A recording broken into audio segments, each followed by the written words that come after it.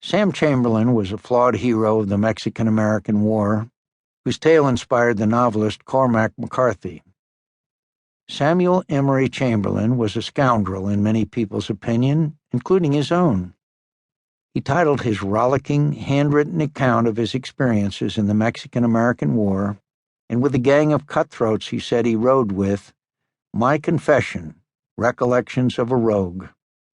The self-deprecation is appropriate for an author who paints himself as a choir boy, a patriot, and a brave man, but who was also a racist, a religious bigot, a braggart, a murderer, a serial seducer, and a deserter.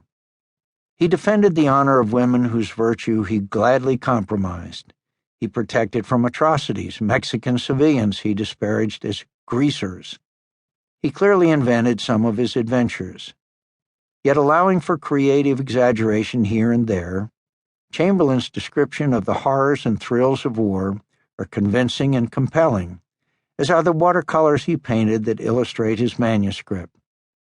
In the words of the military historian John Eisenhower, Chamberlain's confession is the most vivid recording of what a soldier would see and feel as he trudged down from San Antonio, Texas, to Buena Vista, Mexico. No scene in the book is more thrilling than Chamberlain's account of the harrowing urban combat of the Battle of Monterrey, Mexico. Old Rough and Ready, General Zachary Taylor, had defeated the Mexican army in the battles of Palo Alto and Resaca de la Palma in Texas. As word of his victory spread across the country, thousands of men from all parts of the United States responded to Taylor's call for volunteer regiments to join his army. Like Chamberlain, most were in their teens and early 20s. Many left home for the first time, some for a life immeasurably harsher, cruder, crazier than life at home. Many would have their first taste of liquor. Many would lose their virginity. Many would kill for the first time and watch their friends be killed. They joined the army anticipating thrills and triumphs, which they would find along with terror and hardships and brutality and boredom and disease and death. Disease would kill more of them than the enemy would, and often kill them more horribly. They would discover that war's thrills are indistinguishable from its terrors, and glory is usually a state of exhausted relief. But for some men such as Chamberlain, war, with all its horrors, is still the adventure of a lifetime. General Taylor crossed the Rio Grande and entered the undefended city of Matamoros on May 18, 1846. His light, horse-drawn or flying artillery had carried the day at Palo Alto and Resaca de la Palma.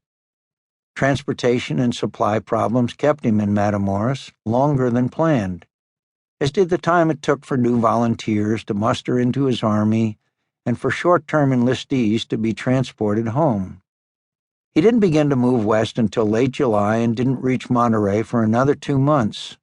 Some of his army traveled by river or crowded steamers, and some made a long, dusty march in sweltering heat to the little town of Camargo on the mudflats of the lower Rio Grande, where Taylor established a supply base. There his soldiers, weakened by the heat and unsanitary conditions, became sick with malaria, yellow fever, and dysentery. As many as 1,500 of them would die from disease. In the middle of August, Taylor organized over 6,500 soldiers, roughly equal numbers of regulars and volunteers, into 2 columns and marched them to Monterey, 120 miles to the south. He left 7,000 men behind, many of them too sick to fight. He left his heavy artillery behind, too, rather than haul it over the mountainous roads. The Mexican Army of the North, under the command of General Pedro de Ampudia, had a combined strength of over 6,000 regulars and 3,000 militia. Monterey was well situated on a vast, flat plain, snug in a bend of the Rio Santa Catarina, with the towering Sierra. To keep listening to this audiobook, I've left you a link in the description so you can do it, at no cost thanks to Audible's 30-day free trial.